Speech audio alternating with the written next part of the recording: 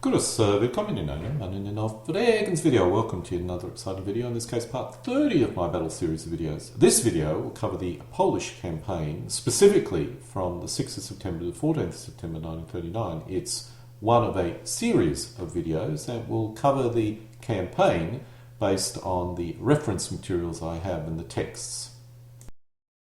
In the first 3 days of the invasions, the Germans had effectively broken through in 4 places. These would constitute the outer and inner northern and southern thrusts, respectively. In the south, many German formations had already bypassed the Polish front line, leaving them behind. The general Polish retreat was to be held up for an additional 3 days, 3 days which would allow the Germans to encircle 3 whole Polish armies. The Polish initial defensive lines were all broken by the 3rd of September, and on the 6th of September Poland attempted to form a new line. However, all these retreats to a better defensive line were in vain. While the Polish were withdrawing to the Vistula, the German northern pincher move had already moved further east. In addition, German forces were rushing towards the Vistula, which would prevent further retreats east by the Polish army. In short, the Polish Poznan and Lodz army were as good as encircled by the 6th of September. We'll first look at the outer northern thrust between the 3rd and 7th of September. In the north, the Modlin army was ordered to retreat on the 4th of September, and once again the Germans did not initially pursue, as they were once again going further east in an attempt at total encirclement, crossing the Narwal River near Pulunsk and Roznen, with elements of the 1st Corps and Wodrig Corps. At Roznen, the SS Deutschland motorized regiment suffered a repulse, and only help from the 7th Panzer Regiment allowed it to cross on the 6th of September. At Pulunsk, the 61st Infantry Division crossed the river at Pulunsk and acted as a pivot for the Germans. The Germans' forces now swung towards Warsaw. The Polish Modlin army withdrew under heavy German air attack east of Warsaw in order to regroup on the 4th of September, which caused the heavy disruption of many formations. By the 5th of September, the air attacks had ended as German attention was concentrating further east. Guderian's 19th Corps crossed the Vistula River on the 6th of September, with the last elements of the Corps crossing on the morning of the 8th of September. They rushed towards East Prussia to execute their wide outflanking manoeuvre. While the 19th Corps was engaged in reducing the Polish encircled forces in the Polish corridor, the 10th Panzer Division, which was previously in reserve, was rushed over to the eastern portion of East Prussia as soon as a route was available. On the 8th of September, this formation, with the Lotzen Fortress Infantry Brigade under the command of Colonel Gall, was engaged in heavy fighting at Wisna. They crossed the Nawi River on the 9th of September.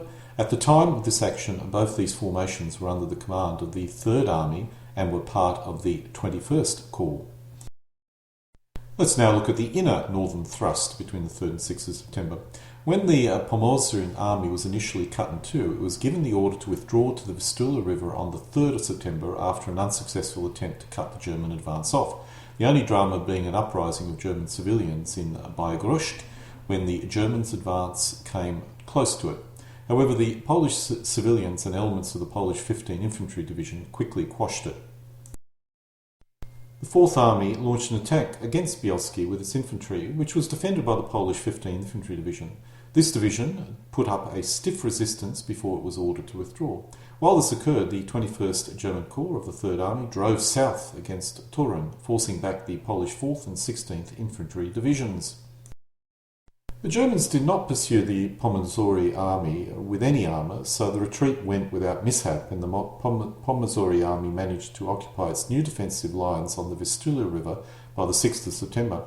It was soon joined by the Lodz army and soon after by the Poznan army. The Polish were forming a powerful force in the Kutno region, a force of 10 infantry divisions and 2 cavalry brigades. Surprisingly, the Germans thought the bulk of the Polish army had withdrawn to Warsaw, or even east of it.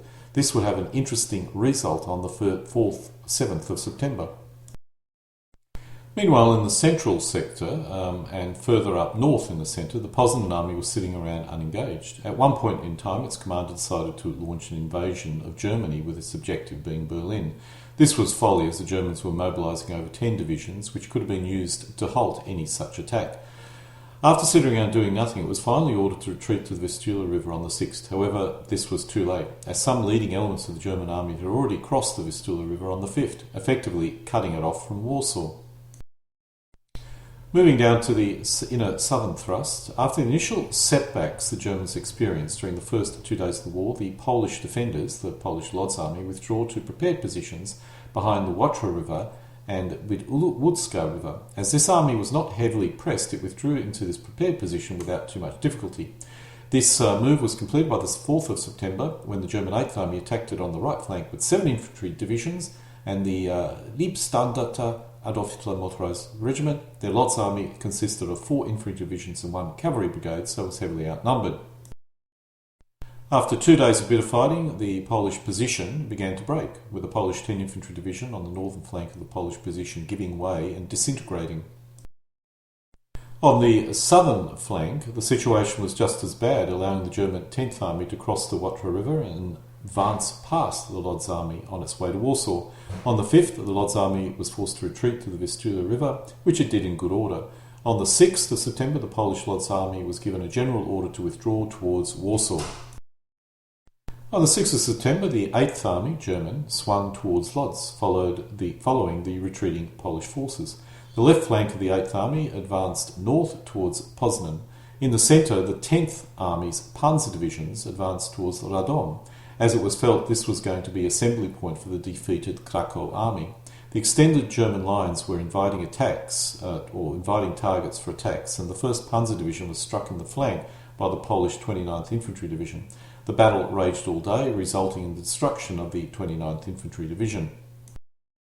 Moving to the outer German southern thrust, the far southern pincher was initially slowed down by the Krakow army, but was forcing it back further and further. The German 14th Army forced the Krakow army back over the Dunajec River by the 6th in several places. This allowed the Germans to send the 1st Light Division and 1st Panzer Division between the Krakow army and the Carpathian army. This forced the Carpathian army back to the San River before the Krakow army could get across the Dunajec River. The pressure on the Krakow army was beginning to cause its disintegration. Also in the southern sector, further up north, or the left German flank, the German 10th Army was also pushing hard against the northern flank of the Krakow army. The 2nd Panzer Division and 4th Light Division outflanked Krakow on the 6th of September, resulting in the loss of that city. The Germans had already bypassed 3 Polish armies in the centre and were leaving them behind in their drive to Warsaw and further eastward. However, the Polish were not simply going to surrender without a struggle, and the largely untouched Poznan army attacked, threatening to cut off the leading elements of the German advance. For several days the outcome was in doubt, but finally the Polish failed in their attack.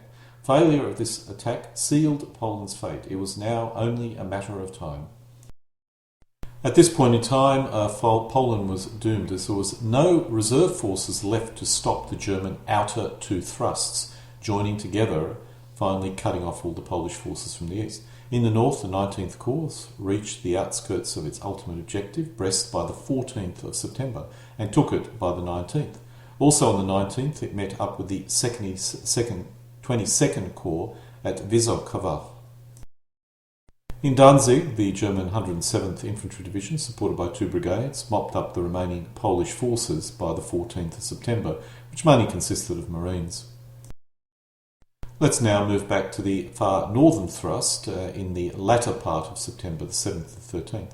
The German 3rd Army was initially reinforced by the 10th Panzer Division, and soon after the entire 19th Panzer Corps. Initially, the 19th Corps was to be placed under command of the 3rd Army and then used to advance on Warsaw. However, Guderian proposed a better idea. He suggested the 19th Corps would swing east to Brest, thus cutting off any chance of a Polish retreat. This was agreed, and Guderian's 19th Corps was kept under the Army Group control.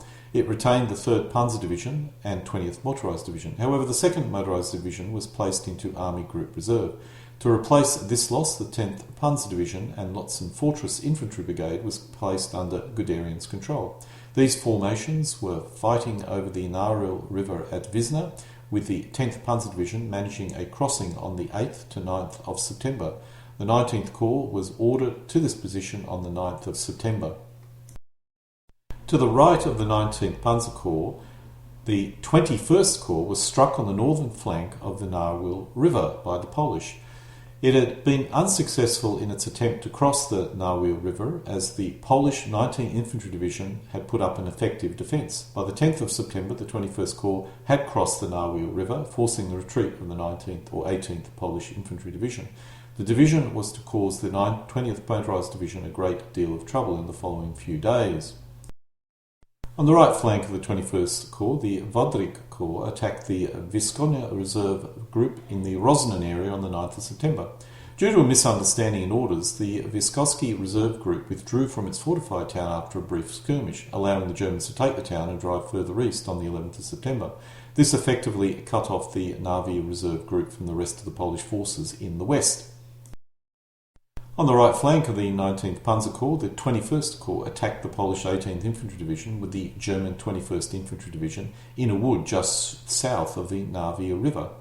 On the 10th of September, the 18th Polish Infantry Division retreated to Zabrov due to the German breakthrough at Wisna.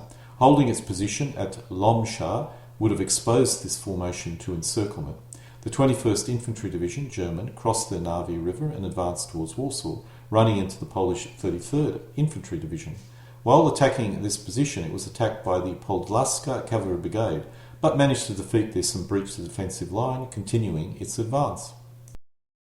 While the Germans were breaking through in this area, the Narvia Reserve Group tried to cut off the forward elements of the German thrust by launching an attack on the 10th of September, initially causing some distress to the Kampfpanzer Division of the Third Army.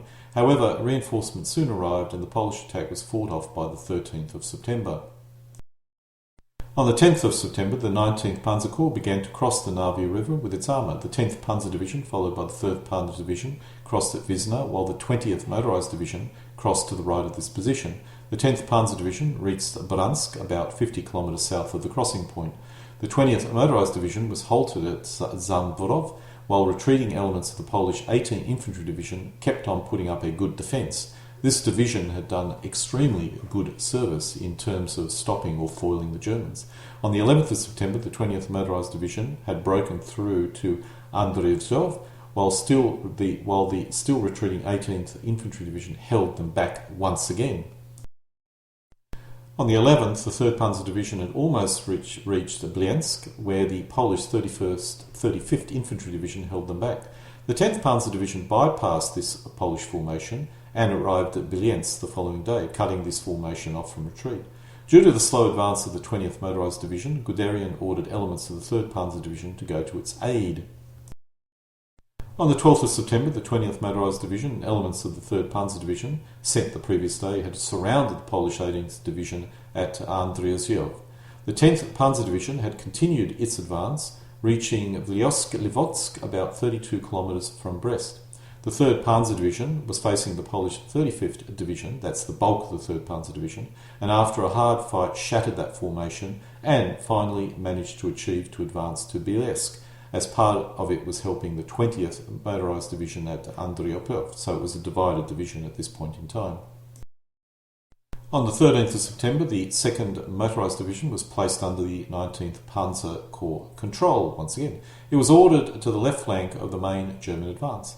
On this day, the 18th Infantry Division finally surrendered at Andreyevzhov after foiling the Germans time and time again, and the Germans captured its brave commander, Colonel Kozegek. The 3rd Panzer Division now advanced as far as Kamerek-Livonsk, only 32 kilometres from Brest, and to the left of the 10th Panzer Division, which had not advanced any further after reaching this position the day before. Let's now look at the inner northern thrust, which went directly to Warsaw, ranging between the 4th and 30th of September. After the order to withdraw was given on the 6th, that is the Polish order, the Poznan army began to break up and retreat in small groups. The largest portions consisted of the 3rd, 12th and 36th Infantry Division was cut off at Izna and destroyed. The remaining formations crossed the Vistula River and formed new divisions in the Warsaw region for the final defence. After reducing the Danzig corridor, the 4th Army began to move east, with the vacuum being filled up by the 8th Army further down south. It needed to take up a position on the right flank of the 3rd Army, which was driving deep into eastern Poland. The Modlin Army was involved in heavy fighting with the German Third Army on September 10th, when it was forced to retreat after suffering heavy casualties towards the Volsengem area. This area was reasonably well fortified. The Modlin Army avoided the German army, which had bypassed the Polish forces in their eastward advance. The Germans swung past the Modlin Army, turning west to block the crossing over the Vistula, and then attacked Warsaw. The German Third Army and parts of the Fourth Army were sent to close and surround Modlin, and after being temporarily held up on September the 13th by Polish cavalry, soon trapped the remaining Polish forces grouped in Modlin, which was in an extremely good defensive position, but nonetheless cut off and surrounded. Moving down south to the central region, ranging between the 9th and 15th September, the only chance the Polish had of regaining the initiative was attempting to cut off the leading mechanised divisions, German, from the bulk of the German army. All mechanised corps had advanced far past the following German infantry. The Poles had a large concentration of forces in the centre, made up mainly of the untouched Poznan army with elements of the Pomeranian army. The Polish forces attacked on the 9th of September, launching an attack against the German 8th Army from the Buzna River, or across the Buzna River. If successful, they would have cut off the German leading elements from the rest of the German army. Initially, the commander of the 8th Army ignored this attack, that's German 8th Army, and ordered his 8 infantry divisions to continue their advance towards Warsaw on the 9th. However, by the 10th of September, the Germans quickly realised the danger and ordered these divisions back, and ordered 3 divisions of the 10th Army to help out as well. The Polish attack consisted of 3 infantry divisions, the 14th, 17th and 25th Infantry Divisions, and it was covered on each flank by a cavalry brigade, the Greater Poland and Podlena cavalry brigades. All these forces came from the Poznan army. The rear was held by the Pomazorian army, consisting of the 26th, 15th, 27th and 4th Infantry Division. The Polish attack shattered the German 30th Infantry Division and forced back 3 more infantry divisions of the 8th Army, coming close to breaking through. The German 30th Infantry Division commander lost an army during the opening phase of the battle, but continued to direct his unit. However, 3 infantry divisions from the 10th Army soon arrived and stabilised the situation, although it still remained critical. The Germans were forced to strip their forces on the Vistula in order to hold the Polish back. The western side of Warsaw was now only held by a single German regiment, while all bar 1 motorised division was withdrawn from the Vistula River to act as reserve and to assist the Germans or to attempt to stop the Polish attack. However, while still continuing to advance slightly on the 11th, by the 12th the Polish attack had failed and the Polish attack was called off, and the Polish forces began to retreat towards Warsaw using any route available. To cover the move, the Polish commander launched a further attack by 2 infantry divisions in the direction of, further on the left flank on the 13th. This succeeded in halting and repulsing 2 German divisions of the 10th Army, which had just arrived as reinforcements. This attack was called off on the 15th of September, but did allow some Polish elements to cross the river and get into Warsaw. The last chance to check the German advance had failed, and the bulk of the Polish army was surrounded. This consisted of the 2nd, 4th, 10th, 13th, 14th, 15th, 16th, 17th, 25th, 26th, 28th and 30th Polish infantry divisions, and the Wielopolska, Kresma and Wolniczka cavalry brigades. Only 2 Polish brigades and the remnants of the 25th and 15th Infantry Division managed to escape the pocket and get to Warsaw. On the 17th September, the 4th Panzer Division and the Leibstandarte Adolf Hitler Motorised Regiment repulsed several attempts by the Polish 17th Infantry Division to escape the encirclement. Let's now look at the Warsaw area in more detail. While the Poles were launching their main counterattack on the 9th, the Germans launched an assault on the southwest side of Warsaw with the German 4th Panzer Division of the 16th Corps. Initially advancing, this attack was halted by the Polish defenders and was repulsed as the Germans had no infantry support. This attack had been launched from one side only, so now the Germans began to encircle the capital, so the next assault would occur from more directions. The Polish formed a new army, the Warsaw Army, which was made up of militia, survivors from the west, and parts of the Central Reserve close to the city. It was placed under the command of General Rommel, which is interesting, Polish Rommel, who had been isolated from his Lodz army due to the rapid German advance. The German 1st Panzer Division managed to make a bridgehead on the east bank of the Vistula River at Gora Kalwaria, where it was constantly being attacked by the defenders of Warsaw. The Germans would enlarge this over the next days until Warsaw was finally surrounded. Let's swing back to the inner southern thrusts between the dates of the 6th and 14th of September. The German 1st Panzer Division was ordered to the Vistula River towards Warsaw, with the 4th Panzer Division to its left to attack the Polish 13th Infantry Division defending Reszczenia and taking that town by the evening of the 7th. At the same time, the 4th Panzer Division had taken Baliask, a town only 60 kilometres from Warsaw. This move had virtually cut off the Lodz army from Warsaw. When the Lodz army received its withdrawal orders on the 6th, it was in position around Lodz. Soon after this, the Germans took the city. The German 17th Infantry Division advanced into Lodz on the 8th of September, with the Liebstandarte Adolf Hitler Motorised Infantry Division providing flank cover. By the 9th of September, the Lodz army was withdrawing towards Gora Calvaria. Initially, it was helped by the attack launched by the Poznan army, but when they arrived at Gora Calvaria, they found the Germans already there and in a good defensive position. By now, the Lodz army was little more than a mob, and they now began to advance towards Warsaw. Once again, they found the Germans blocking their way, and the major group of the Lodz army was forced to cross over to the northern flank of the Vistula River. They reached Modlin on the 13th, 14th of September, where they began to regroup and form themselves into new divisions, or reform the old divisions.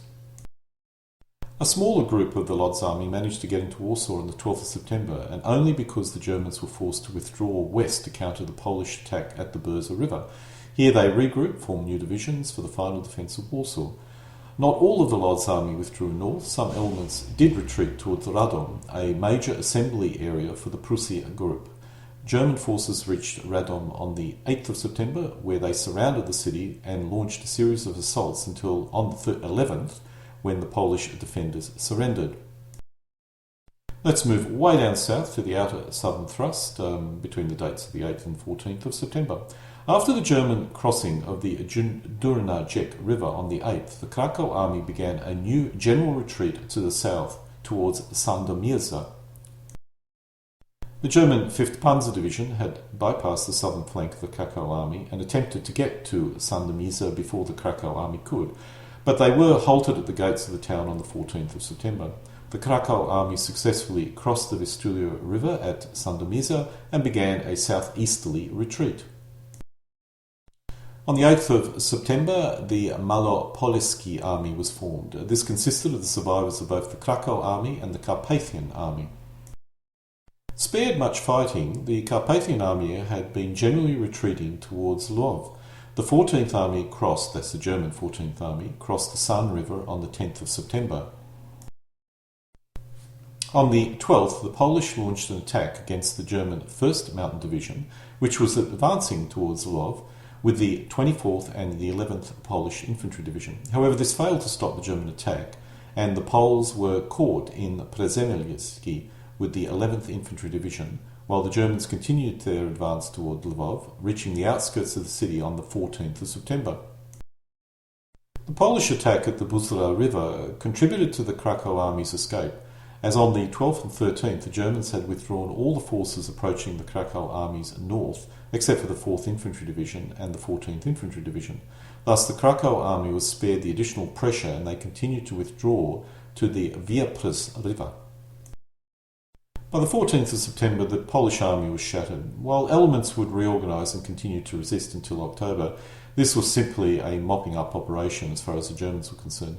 The Soviet invasion of the eastern portion of Poland ended any hope that the Polish would be given the room and time to organise any form of new line of resistance.